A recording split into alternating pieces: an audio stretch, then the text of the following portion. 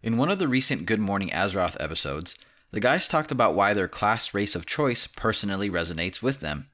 I thought this was a really cool discussion, as I always find it fascinating to hear why people identify and choose their race and class.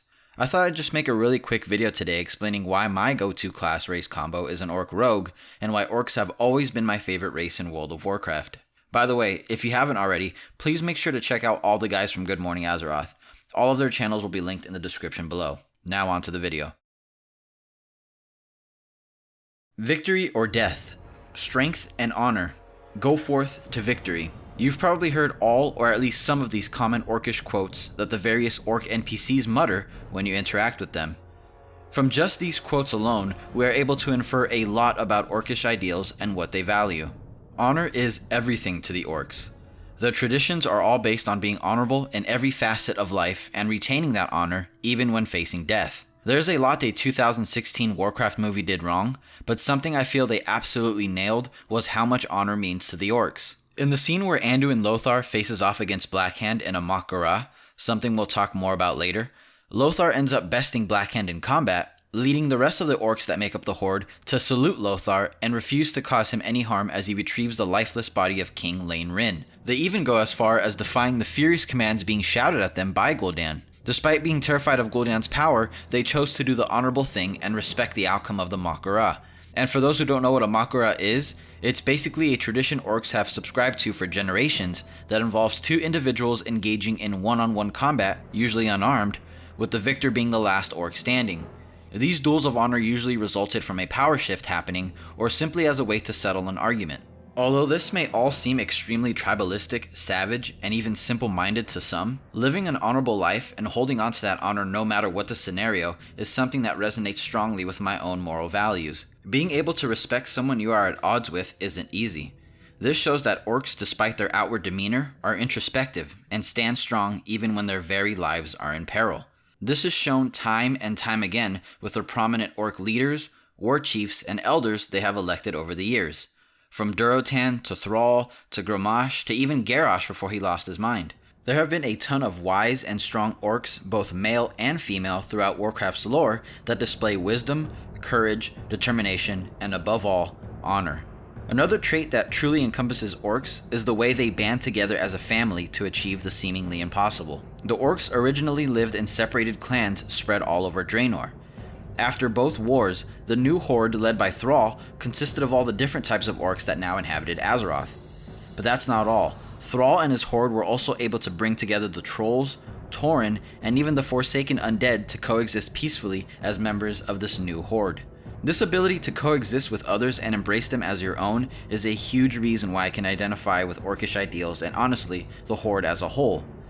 The Horde in vanilla felt like a ragtag group of individuals from entirely different origins coming together to form a brotherhood for the benefit of everyone involved. It's interesting to note that pretty much all of the original vanilla Horde races seemed barbaric, savage, and uncivilized when compared to the Alliance races. The game really did all it could to make them seem like the stereotypical bad guys. Yet if you decide to roll as any of the races and actually read the opening quest texts, you'd quickly learn that they are just trying to find their foothold in the world and exist just like everyone else. More specifically, the story of the new Orcs that make up Thrall's Horde is a tale of immigrants searching for a better life in a new world while being discriminated against and stereotyped because of outward appearances and because of the prejudice created from the Orcs involved in the first two wars. As a product of two immigrant families myself, and being the first generation in my family born in the US, similar to how Thrall was one of the first new Orcs born in Azeroth, Thrall's story specifically resonates with me, as I'm sure it does with a lot of minorities that come from immigrant families.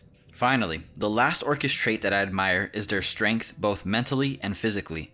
The Orcs aren't too much bigger than humans in terms of height. With the average male Orc being somewhere around 6'5", they are only about 4 or 5 inches taller than the average human. Their strength, however, comes from their massive bodies that became even more powerful after being infused with the demon Manoroth's blood. Able to wield massive weapons like the Doomhammer, I honestly believe that Orcs look the best with any type of armor and weapon when compared to the other 7 races in vanilla. I can't lie, I personally think that there's absolutely nothing scarier in vanilla Warcraft than seeing an Orc sprinting toward you at a high speed wielding 2 swords with Blood Fury activated. It's not just about physical strength, however. The orcs have had shamans as part of their clans that are able to control and communicate with all the elements around them for generations. These wise orcs are able to heal, inflict damage, and even see into the future through the use of this magic. Even Gul'dan, who is as evil as you can get, had to show some promise for Sargeras to influence him and grant him demonic powers as well as partial control of the Fel. So in conclusion, orcs embody a lot of what I value in my actual everyday life. They are powerful, strong leaders, and honorable to a fault. Now let's move on to my favorite class, the Rogue. Rogues are the silent assassins of Azeroth.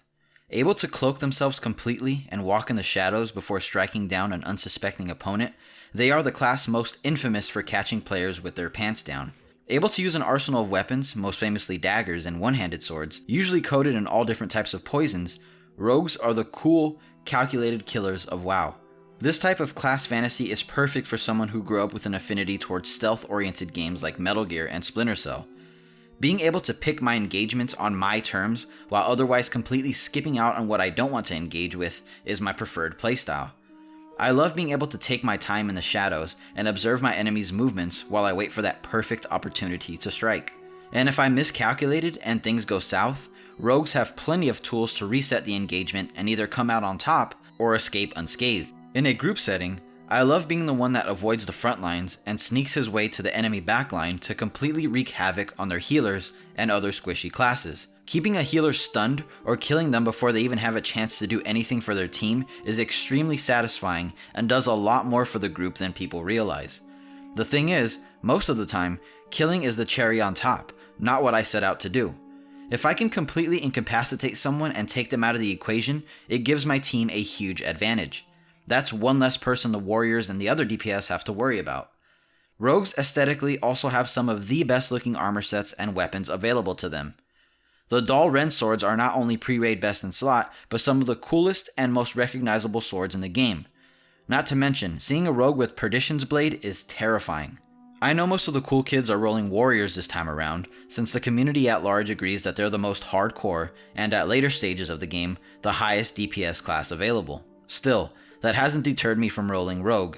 I know that in the eyes of many, that makes me a hipster, but I love the class from both a class fantasy perspective and mechanically playing them as well.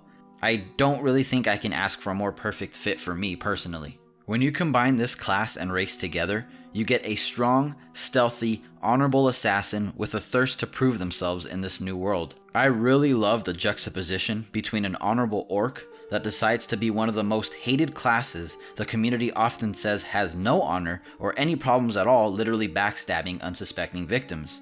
Until I made this video, I guess I didn't really realize that I play rogues differently than most people. I almost never engage in combat with those I see minding their own business. It is very rare that I engage first. Usually I find myself only getting involved when someone of my faction is being harassed by the opposite faction. That, and obviously when players try to gank me first, I will of course retaliate, but other than those two instances, I really just try to do my own thing while I'm out in the open world. I love to observe others while I plan out my next move. So basically, if you really think about it, what I'm truly saying is, I like being a silent guardian, a watchful protector.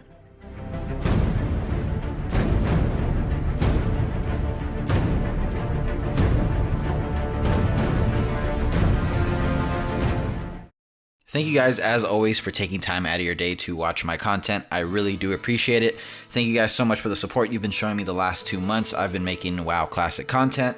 As I mentioned in the video, I am streaming retail WoW over on twitch.tv/perfectstealth until Classic is released. So if you want to watch me play some retail and mess around and chat it up with me while I'm playing, make sure you do follow me there. As mentioned in the beginning of the video, please make sure you guys follow everybody from Good Morning Azeroth, Cargos, Dunedain, Meldron, Def Camp. All those guys are really, really cool guys, really knowledgeable guys, and they make really good content, so make sure you do subscribe. Again, all their channels are in the description below. Other than that, thank you guys so much again for watching my content, and I'll see you guys next video, and hopefully on Twitch. Peace.